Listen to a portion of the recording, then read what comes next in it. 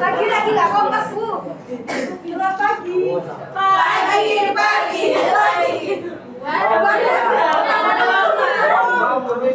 Bagaimana kabar kalian hari ini? Alhamdulillah, luar biasa. Allahu Akbar. Yes. I don't know everything. Semoga kalian dalam keadaan sehat. Amin. Ayo sama-sama kita luruskan niat pada hari ini untuk memulai pelajaran. Niat insya Libatkan Allah dalam setiap kegiatan yang kita kerjakan. Sebelum memulai pelajaran, perwakilan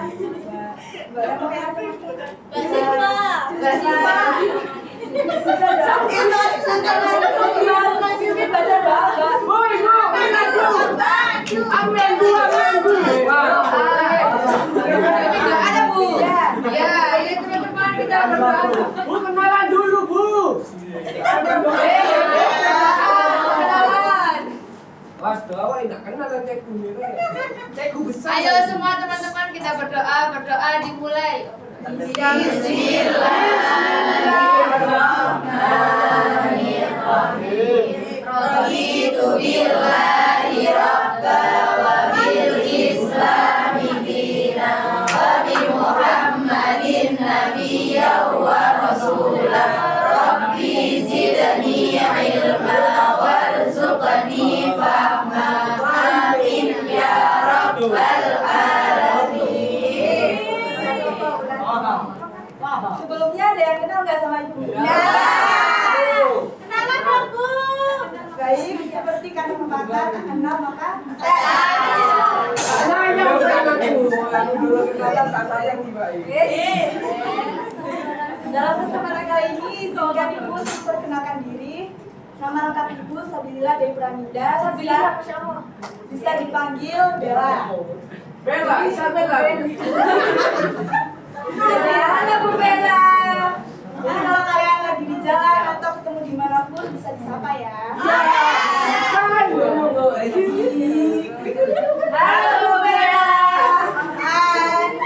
Mungkin hari ini ibu belum kenal sama kalian, tapi seiring berjalannya waktu kan nanti bisa hafal kalian satu-satu.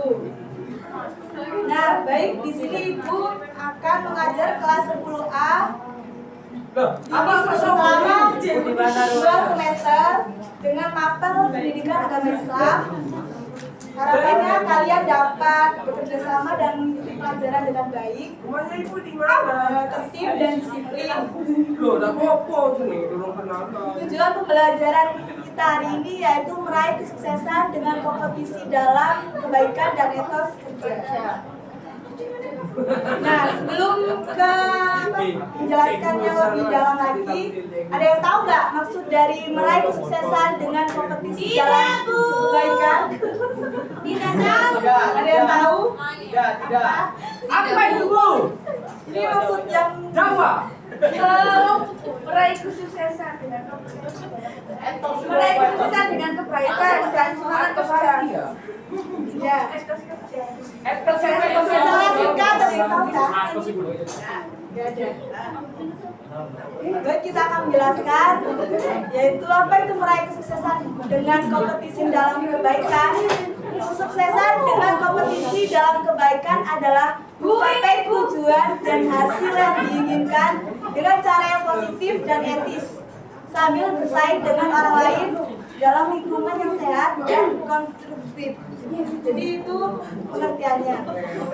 Nah, ciri-ciri kesuksesan dengan kompetisi dalam kebaikan. Yang pertama, bersaing dengan cara yang positif. Nah, maksud di sini yaitu dilakukan dengan cara yang positif dan tidak merugikan orang lain. Yang kedua, meningkatkan kualitas. Yang dimaksud di sini kompetisi dapat meningkatkan kualitas kerja dan hasil yang telah dicapai. Yang ketiga, membangun hubungan profesionalisme. Yang dimaksud di sini yaitu kompetisi dapat membangun hubungan yang baik dengan orang lain. Yang keempat, mengembangkan keterampilan. Yang dimaksud di sini yaitu kompetisi dapat mengembangkan keterampilan dan kemampuan yang dibutuhkan untuk mencapai tujuan. Yang kedua, manfaat kesuksesan dengan kompetisi dalam kebaikan. Yang pertama, meningkatkan motivasi. Kompetisi dapat meningkatkan motivasi dan semangat untuk mencapai tujuan. Jadi tujuannya itu udah kayak tertata gitu. Yang kedua, meningkatkan kualitas hidup. Kompetisi dapat meningkatkan kualitas hidup dengan mempromosikan inovasi dan kreativitas. Yang ketiga, membangun kepercayaan diri. Yaitu kompetisi dapat membangun kepercayaan diri dan keyakinan untuk mencapai tujuan. Yang ketiga, contoh kesuksesan dengan kompetisi dalam kebaikan. Poin pertama, kompetisi dalam pekerjaan. Yaitu pekerjaan dapat meningkatkan kualitas kerja dan hasil yang telah dicapai. Yang kedua, kompetisi dalam pendidikan. Kompetisi dalam pendidikan dapat meningkatkan motivasi dan semangat belajar siswa. Yang ketiga, kompetisi dalam olahraga. Kompetisi dalam olahraga dapat meningkatkan keterampilan dan kemampuan atlet. Nah, kesimpulan dari beberapa yang telah dijelaskan di sini, yaitu kesuksesan dengan kompetisi dalam kebaikan adalah mencapai tujuan dan hasil yang diinginkan dengan cara yang positif dan etis, sambil bersaing dengan orang lain dalam lingkungan yang sehat dan konstruktif. Dengan demikian, kompetisi dapat meningkatkan kualitas hidup dan mempromosikan inovasi dan kreativitas. Nah, untuk yang pembahasan kedua, apa itu etos kerja? Etos kerja adalah suatu sikap, perilaku, dan komitmen yang kuat untuk bekerja dengan baik dan mencapai tujuan. Ada yang tahu nggak apa maksud itu? Nggak ngerti, bukan belajar. Apa pengertian etos kerja itu? Etos kerja. Keinginan untuk mencapai Keinginan mencapai cita-cita. Maka tinggi. Berikut aspek etos kerja. Kerja keras. Memiliki kemampuan atau kemauan untuk bekerja keras dan tekun dalam mencapai tujuan. Yang kedua, dengan disiplin. Memiliki disiplin waktu dan bertanggung jawab dalam bekerja. Yang ketiga, profesionalisme. Yang dimaksudnya adalah memiliki sikap profesional dan berkomitmen untuk memberikan hasil yang terbaik. Yang keempat, kreativitas. Memiliki kemampuan untuk berpikir kreatif dan inovatif dalam menyelesaikan masalah. Yang kelima, tanggung jawab. Tanggung jawab memiliki rasa tanggung jawab yang kuat untuk pekerjaan dan hasilnya. Nah, berikut manfaat dari etos kerja itu. Yang pertama, peningkatan kemampuan. Di sini peningkatan kemampuan untuk meningkatkan kemampuan dan keterampilan dalam bekerja. Yang kedua, disiplin.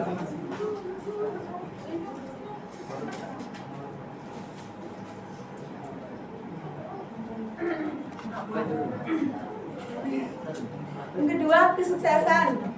Mencapai kesuksesan dalam karir dan kehidupan pribadi. Yang ketiga, yaitu penghargaan. Mendapatkan penghargaan dan pengakuan dari orang lain atas prestasi dan kontribusi. Dan yang terakhir, kinerja yang baik, yaitu meningkatkan kinerja dan produktivitas dalam bekerja. Kesimpulannya, dari etos kerja itu bisa disimpulkan dengan memiliki etos kerja yang baik, seseorang dapat mencapai kesuksesan dan memberikan dampak positif pada organisasi dan masyarakat. Nah, Nah, di sini Ibu pengen dibacakan. Siapa yang ingin baca? Tunjuk aja.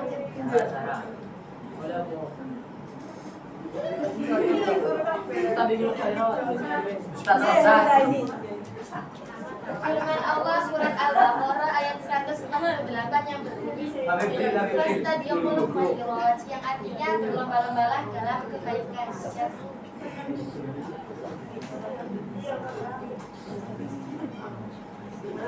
Untuk ayat yang kedua, Ibu mau minta dibaca lagi.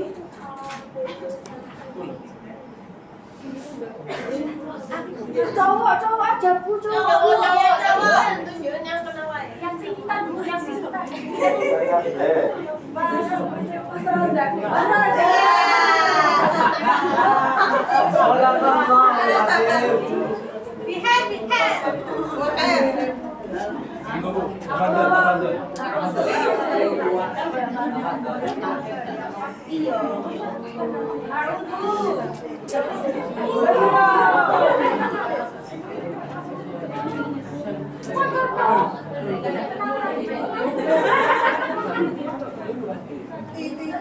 Silakan dibaca.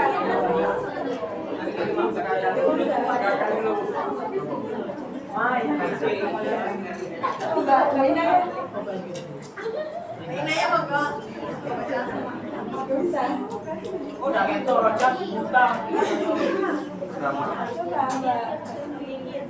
Mbak Vina, monggo.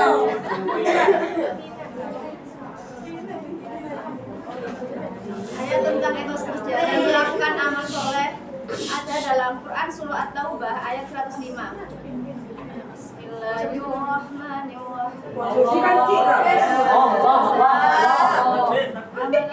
Ada si kanji.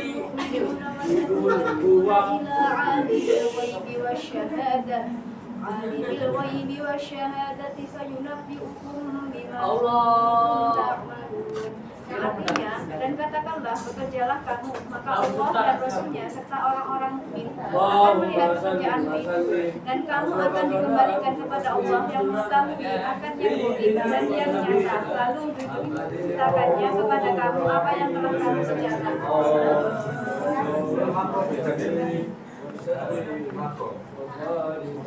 Nah, kita akan memasuki pembahasan yang pertama, yaitu tadabbur atau merenungi akan suatu hal atau kejadian.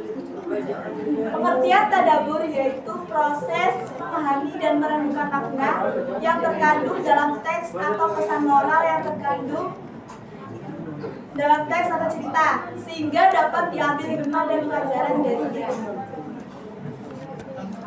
Manfaat tadabbur di sini bisa meningkatkan pemahaman, yaitu tadabbur dapat meningkatkan pemahaman tentang pesan moral yang terkandung dalam teks atau cerita. Yang kedua, mengembangkan kesadaran. Tadabbur dapat mengembangkan kesadaran tentang pentingnya menerapkan pesan moral dalam kehidupan sehari-hari. Yang ketiga, meningkatkan kualitas hidup. Yaitu tadabbur dapat meningkatkan kualitas hidup dengan mempromosikan perilaku yang baik dan positif. Yang keempat, membangun karakter. Tadabbur dapat membangun karakter yang kuat dan baik dengan memahami dan menerapkan pesan moral. Nah, pesan moral apa pada setiap gambar di bawah ini? Gambar 1.1, proses pembuatan film animasi.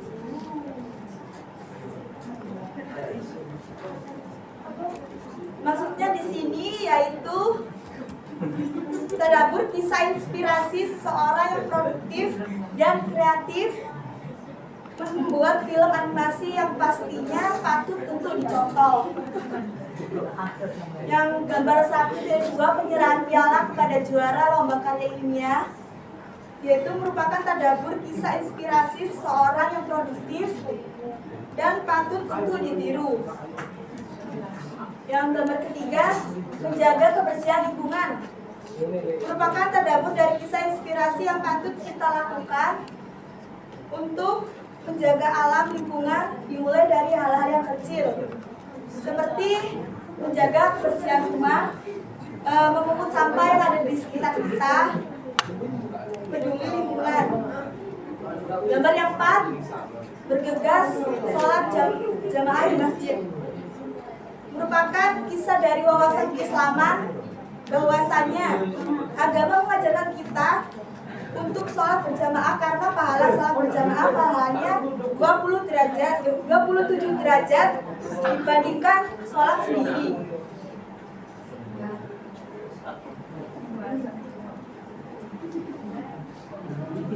Nah, kesimpulan tadabbur bisa disimpulkan yaitu proses memahami dan merenungkan makna yang terkandung dalam teks atau pesan sehingga dapat diambil hikmahnya dan pelajaran darinya. Dengan tadabbur kita dapat meningkatkan pemahaman, mengembangkan kesadaran, meningkatkan kualitas hidup dan membangun karakter yang kuat dan baik.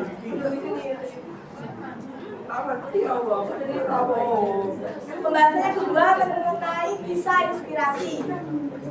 Pengertian kisah inspirasi yaitu cerita yang memberikan motivasi dan inspirasi kepada pembaca atau mendengar untuk mencapai tujuan atau mengatasi tantangan dalam hidup. Dan manfaat kisah inspirasi bisa meningkatkan motivasi.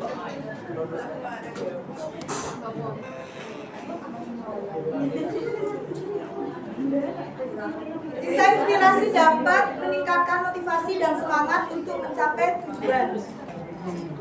Mengembangkan kepercayaan diri, yaitu kisah inspirasi dapat mengembangkan kepercayaan diri dan keyakinan untuk mencapai tujuan. Yang ketiga, mengajarkan nilai-nilai positif. Kisah inspirasi dapat mengajarkan nilai-nilai positif seperti keberanian, ketekunan, dan kesabaran. Yang keempat, menginspirasi perubahan, yaitu kisah inspirasi dapat menginspirasi perubahan positif dalam hidup.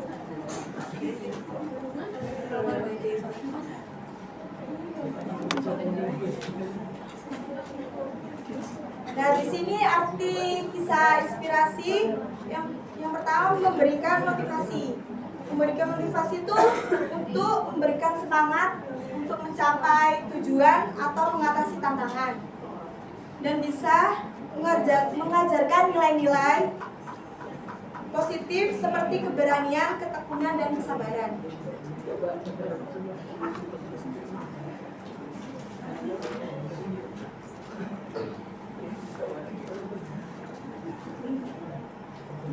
Nah, kesimpulan dari kisah inspirasi adalah cerita yang memberikan motivasi dan inspirasi kepada pembaca atau pendengar untuk mencapai tujuan atau mengatasi tantangan dalam hidup.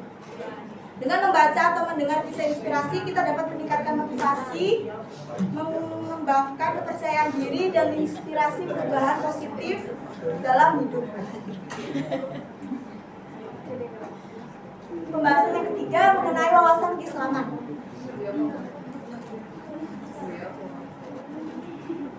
Pengertian wawasan keislaman yaitu pemahaman dan pengetahuan tentang ajaran Islam yang mendalam dan luas mencakup segala aspek ajaran Islam. Nah, arti wawasan keislaman di sini yaitu memiliki pemahaman yang mendalam tentang ajaran Islam, memiliki pengetahuan yang luas tentang ajaran Islam, serta menerapkan ajaran Islam dalam kehidupan sehari-hari. Manfaat wawasan keislaman yang pertama meningkatkan keimanan. Meningkatkan keimanan wawasan keislaman dapat meningkatkan keimanan dan keyakinan seseorang terhadap ajaran Islam. Yang kedua, membimbing perilaku. Wawasan keislaman dapat membimbing perilaku seseorang untuk menjadikan lebih baik dan sesuai dengan ajaran Islam. Yang ketiga, meningkatkan kualitas hidup. Wawasan keislaman dapat meningkatkan kesadaran seseorang tentang pentingnya menjalankan ajaran Islam dalam kehidupan sehari-hari. Yang terakhir, meningkatkan kesadaran. Wawasan keislaman dapat meningkatkan kualitas hidup seseorang dengan memberikan pedoman yang jelas.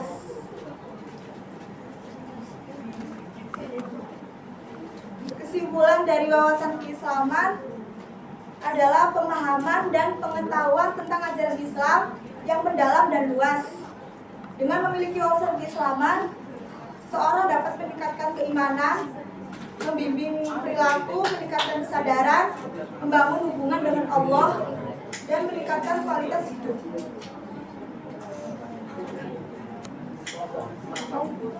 Nah, di sini Bu mau tanya, siapakah di antara kalian yang ingin sukses? Tahu sana kan Bu pengen sukses kan pengen dulu. Ya, pasti semuanya pengen sukses kan? Termasuk kalian. Namun perlu diketahui bahwa untuk meraih kesuksesan itu bukanlah perkara yang mudah. Kalian harus mengatasi semua hambatan, tantangan, serta rintangan dengan ketentuan dan kerja kerasnya. Di samping itu juga ada doa dari orang tua dan guru juga sangat dibutuhkan agar Allah Subhanahu wa Ta'ala yang Maha Pemberi rezeki memberikan jalan kemudahan dan keberkahan. Amin. Perlu kalian ketahui bahwa Allah Subhanahu wa Ta'ala menciptakan kehidupan dan kematian untuk menguji siapakah yang terbaik amalnya. Manusia akan hidup di akhirat selama-lamanya, sedangkan dunia hanya semata-mata dan tempat singgah untuk sementara. Agar memperoleh kebahagiaan di akhirat, kalian harus memperbanyak amal soleh selama hidup di dunia. Seseorang dikatakan sukses apabila memperoleh kebahagiaan di dunia dan di akhirat lainnya. Namun kita meyakini bahwa kesuksesan sejati adalah suksesnya hidup di akhirat. Untuk meraih kesuksesan tersebut, kalian harus menggunakan petunjuk ajaran Islam dan tidak melenceng dari agama Islam. Kesuksesan hidup di akhirat dan di dunia akan diperoleh dengan selalu beramal soleh dalam kehidupan sehari-hari. Bangsa Indonesia harus sejajar atau bahkan lebih tinggi dibandingkan dengan bangsa-bangsa lain di dunia. Apa yang akan terjadi jika bangsa Indonesia tidak siap bersaing dengan bangsa lain? Tentunya akan jauh tertinggal dan dianggap sebagai bangsa pemalas. Oleh karena itu, mulailah dari diri sendiri, kemudian ajarlah teman-teman kalian untuk selalu meningkatkan kualitas ilmu, pengetahuan, dan teknologi. Saat ini semua negara di dunia termasuk Indonesia sedang berkompetisi dalam menemukan vaksin virus corona yang telah terjadi di Indonesia pada tahun 2020. Masing-masing negara mengerahkan semua sumber daya yang dimiliki untuk mengatasi virus corona. Pada kondisi pandemik seperti inilah, kualitas sumber daya manusia sebuah negara benar-benar diuji kualitasnya. Bukan sekedar bertahan menghadapi pandemik, tapi mampu mengatasinya dengan baik. Oleh karena itu, kalian harus mempersiapkan diri dengan sebaik-baiknya agar mampu tampil lebih unggul dibandingkan dengan bangsa-bangsa yang lain. Siap. Ciptakanlah suasana berlomba dalam kebaikan di mana saja kalian berada. Oke. Terutama di lingkungan sekolah. Oke. Awah, jangan senyum. Sekarang masuki sesi pertanyaan.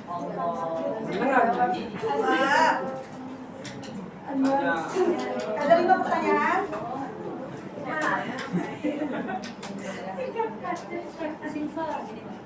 Jadi guru mau menunjuk apa? Danila, Mbak Zara, Mbak Mirna, Mbak Mirna, Mbak Zara, ya. Maju dah Bu. Oke, maju aja. Maju Mbak Dila.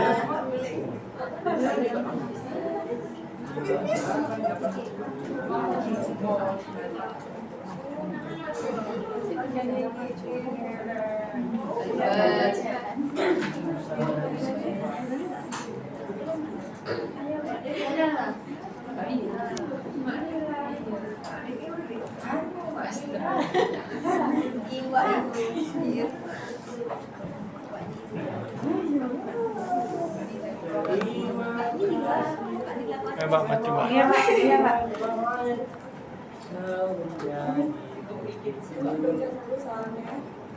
Ya.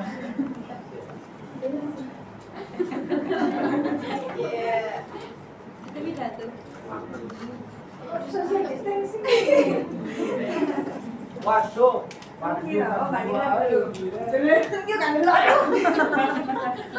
Terima kasih Ibu Iki. Sederhananya, berlomba dalam kebaikan dapat dilakukan oleh setiap muslim dimanapun ia berada.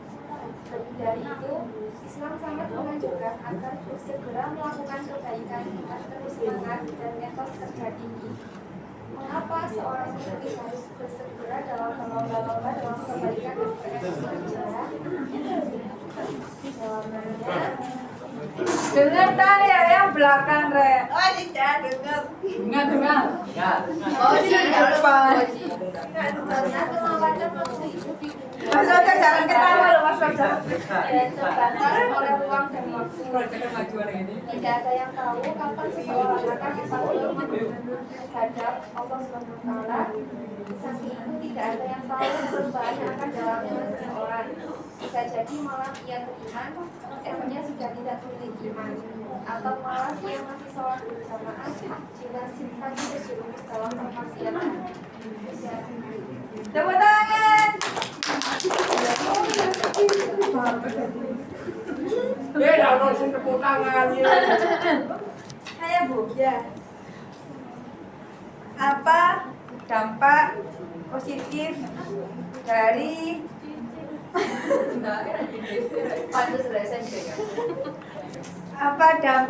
dari memiliki semangat etos kerja yang tinggi terhadap kualitas pekerjaan? Mempunyai semangat etos kerja yang tinggi akan berdampak positif terhadap kualitas pekerjaan. Semangat itu mendorong seseorang untuk memberikan yang terbaik dalam setiap tindakan dan usahanya. Hasilnya, kualitas pekerjaan akan lebih baik, lebih efisien, dan lebih profesional. Dan kita ketika mempunyai sikap etos kerja yang tinggi itu akan mendorong seseorang untuk terus belajar dan berkembang sehingga kualitas pekerjaan senantiasa ditingkatkan. Sudah Bu, benar ya Bu? Terima kasih. Untuk pertanyaan berikutnya, saya akan memilih bagian dari cowok. Cowok besar dan kecil. Syafiuddin.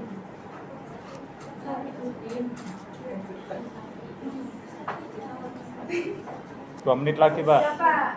Mas Darul. Sama. Sama Syafiuddin. Iya.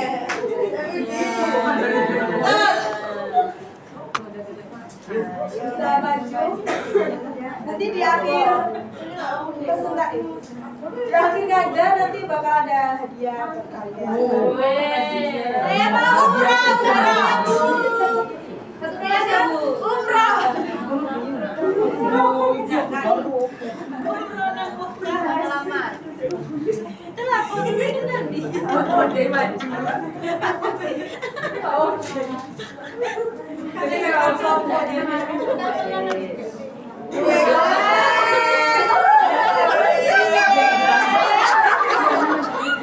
Kata-kata. Langsung ya.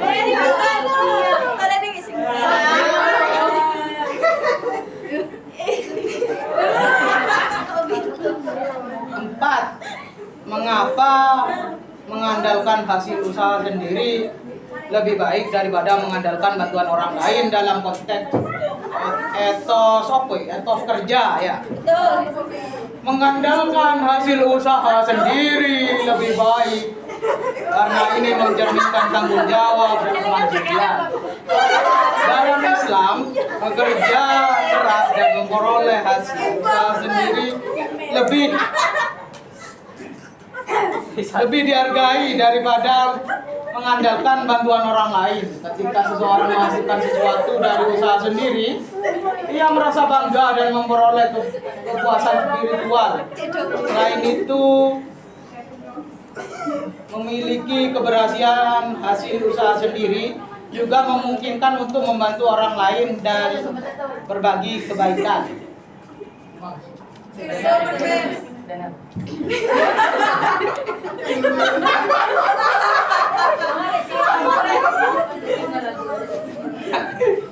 Yang kelima, pesaing bukan musuh yang harus dikalahkan, tetapi merupakan rekan kerja dalam berkompetisi secara sehat. Pekerjaan yang dilakukan secara bersama-sama akan mempererat tali persaudaraan di antara sesama. Mengapa bisa demikian? Ada yang bisa menjawab? Nggak tahu. Karena sing sejak, aku sing jawab. Karena peran serta dan keterlibatan masing-masing individu dalam satu kelompok akan semakin memperkuat jalinan hubungan kekeluargaan. Salah. Tidak. Coba.